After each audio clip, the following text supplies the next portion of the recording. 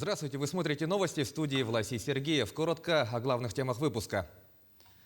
В Якутии объявлен конкурс работников сферы образования, посвященный столетию Якутской ССР. Победители получат премии по 100 тысяч рублей. В Вилюйском районе продолжаются рейды по соблюдению санитарных норм в период пандемии.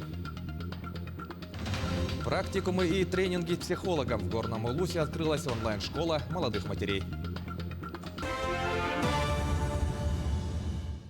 В Якутске планируют смягчить ограничительные меры по коронавирусу. В ходе заседания оперативного штаба глава республики отметил, что в столице региона число заболевших становится на порядок меньше. С учетом этого в ближайшие дни будут приняты решения по смягчению ограничительных мер. Помимо этого, ввиду снижения количества обращений в «Триумф», глава дал поручение о пересмотре работы амбулаторного центра. Если динамика снижения сохранится, то на следующей неделе центр может завершить свою работу. За прошедшие сутки в республике выздоровели 3210 человек. Госпитализировано при этом 54 из числа новых случаев COVID-19. Всего за сутки в Якутии выявлено 3802 случая инфицирования. Несмотря на увеличение количества вновь выявленных случаев заболевания и скорость распространения инфекции, у большинства заболевших регистрируется легкое течение заболевания. Указанное обусловлено в первую очередь вакцинацией против коронавирусной инфекции. Со вчерашнего дня работает центр аудиоконсультаций, в которых могут обратиться любой гражданин республики, у которого есть симптомы СОРВИ, и уже непосредственно получить соответствующую консультацию. Необходимо обратить внимание, что принятие решений о переводе детей с дистанционного на очное образование будет приниматься в соответствии с новыми правилами, установленными Роспотребнадзором. На настоящий момент дистанционное образование на территории города Якутска, а также ряда районов продлено до 15 февраля. Тем временем в Хангаласском Улусе за неделю выявили 669 случаев инфицирования COVID-19. Больше всего больных зарегистрировали в городе Покровске, в поселке Махсоголлох и в селах Ой и Актемцы. В южных отдаленных наслегах высокие показатели по заболеваемости в Синском и Титаринском наслегах. В районе вакцинацию прошли 19 208 человек. Продолжается работа и по вакцинации детей от 12 до 17 лет. Отмечается, что с завтрашнего дня возобновляется очная работа школ и детских садов района. Оперативный штаб Хангаласского улуса принимает решение сегодня о возобновлении учебного процесса в школах и детских садах в очном формате. А в дальнейшем на карантин будут уходить те классы, отдельные классы и группы, у которых превышает 20% общее число заболевших.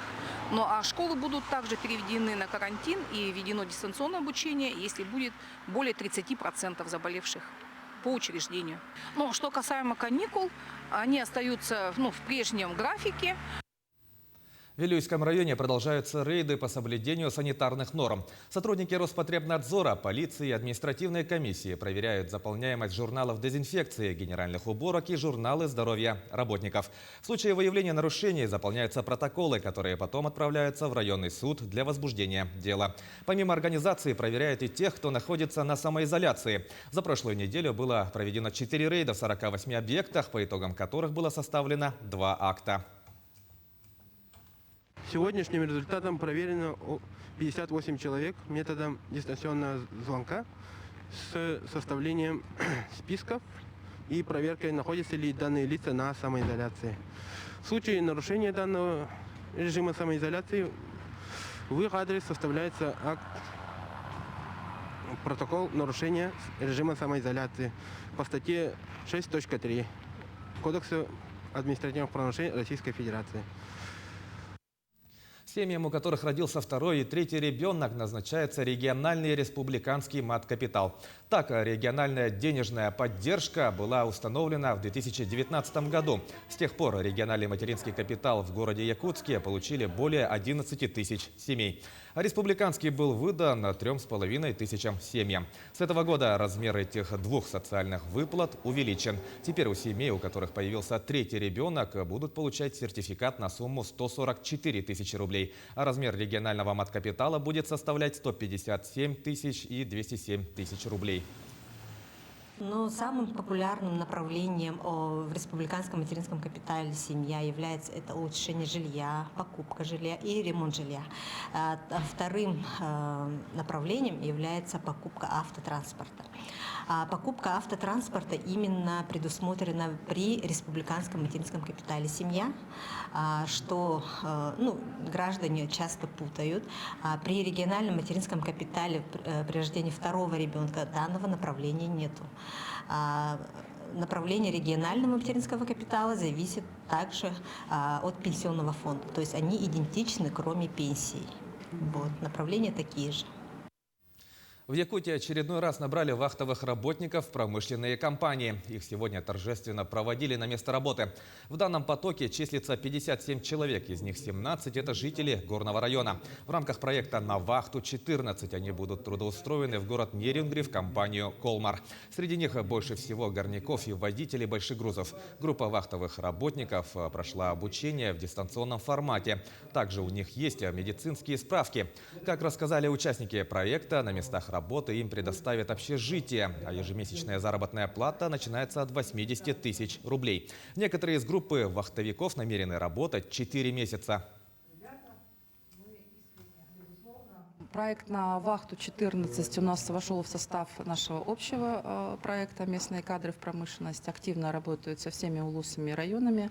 Данный проект максимальный охват практически всей центральной зоны, для того, чтобы, еще раз повторю, обеспечить потребность Южной Якутии. Но темпы мы снижать не собираемся.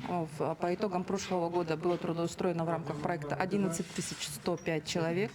Из них более 6 тысяч – это молодежь в возрасте до 35 лет, 2500 – это жители села. В Якутии объявлен конкурс для работников сферы образования, приуроченный столетию Якутской ССР. В нем могут принять участие учителя со стажем не менее 5 лет, реализовывающие программы основного общего и дополнительного образования, в том числе ведущие программы наставничества. Жюри будет учитывать наличие и динамику стабильных положительных результатов учащихся, эффективность использования педагогами современных образовательных технологий и другие параметры. По итогам конкурса 100 лучших педагогов получат премии по 100 тысяч рублей. В Нюрбинском районе завершился отчет исполнительной власти за 2021 год. В связи с эпидобстановкой работа прошла в онлайн-режиме. Было отмечено, что в минувшем году на социально-экономическое развитие города Нюрба было выделено более 327 миллионов рублей. Порядка 100 миллионов из этой суммы было направлено на асфальтирование улиц. Что касается текущего года, то весной начнется строительство Убаянской школы на 360 мест. Также планируется начать возведение детского сада на 150 мест. Помимо этого, в августе будет введено в эксплуатацию здание Нюрбинского театра на 250 мест. Охват населения оказывается побольше, потому что на площадке Zoom заходят полностью семьями. Перед отчетом мы давали час на личный прием населения. И как раз там все участвовали, все руководители муниципальных бюджетов, казенных учреждений, также руководители федеральных, республиканских структур, которые находятся на Нюрбинском районе. Сегодня, вот последний день, мы отчитались перед населением города Нюрба. Нам отрадно, что за работу за прошедший 2001 год одобрили. В городном районе в рамках проведения мероприятий, посвященных Году матери, на базе Центральной библиотеки имени Петра Аввакумова начала свою работу онлайн-школа молодых матерей под названием «Мамино тепло». По просьбам участников онлайн-школы был создан специальный план работы. Так, каждую среду психолог Сахая Платонова будет проводить практикумы и тренинги. В этой школе будут проводиться в WhatsApp-группе через Zoom различные видеоуроки, советы, тренинги, мастер-классы, психологические практикумы. В этом году исполнилось бы 70 лет Герою Советского Союза, кавалеру ордена Красной Звезды Филиппу Лобанову, а также 50 лет его героическому подвигу. 2 июня 1972 года рядовой советской армии проявил себя в тушении пожара в Южно-Сахалинске. За проявленное мужество и самоотверженность при спасении социалистической собственности во время пожара Филипп Лобанов был посмертно награжден орденом Красной Звезды. В связи с юбилейными датами в его родном селе Чапчелган планируют строительство сквера.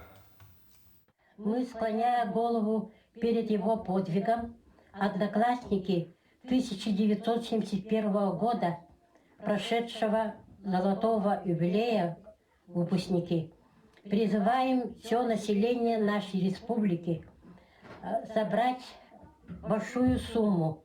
Ему будет построен сквер и поставлен бюст. И этим мы гордимся и помним святое имя нашего земляка Филиппа Лобанова.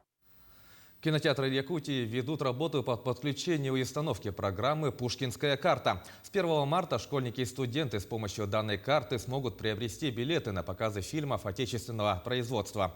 Также Министерство республики планирует включить в программу якутские киноленты, а также программы Сахацирка. Напомним, федеральный проект «Пушкинская карта» стартовал в сентябре 2021 года. Получить ее могут молодые люди от 14 до 22 лет через портал госуслуги. Мы сегодня работаем над тем, чтобы в эти отечественные показы мы тоже учли все фильмы, которые производит наша студия «Сахафильм», ну, которые мы называем феноменом или достижением якутского кино. Мы, да, хотим по Пушкинской карте смотреть якутское кино. Вот эти все кинотеатры, Лена, Центральный, все основные наши кинотеатры, те, которые стоят в прокате якутской киносети, с 1 марта все подключатся к этой системе. Пока только отечественные фильмы, которые субсидированы Роскино. В целом, это в воспитательных целях, содержательных частях. Мы работаем над тем, чтобы по Якутии нас еще включили наш цирк, самый северный наш бриллиантовый цирк. И еще хотим, чтобы все фильмы, которые производят Сахафильма, тоже были включены в этот перечень проката по Пушкинской карте. В завершение о спорте сборная Якутии по художественной гимнастике вошла в топ-20 лучших команд чемпионата России. Якутские гимнасты 2005-2006 годов рождения заняли 18 место, благодаря чему завоевали право выступить на Кубке страны. Отмечается, что спортсменки состязались по программе мастеров спорта в групповых упражнениях. Они выступили под национальную музыку в якутских традиционных костюмах. Во втором упражнении с 5 обручами якутянки вышли под современную музыку. Кубок России пройдет в ноябре текущего года. Тем временем сборная России по мини-футболу завоевала серебряные медали чемпионата Европы. Турнир прошел в Нидерландах. В финальном матче российские футболисты со счетом 2-4 уступили португальцам. В составе победителей дублем отметился Андре Коэльо. По одному точному удару нанесли Томаш Пасу и Тони Варелла. У россиян взятие ворот провели Антон Соколов и Андрей Афанасьев. Команда Португалии стала двукратным победителем чемпионата Европы. В активе российской сборной числится 1 титул. Всего доброго!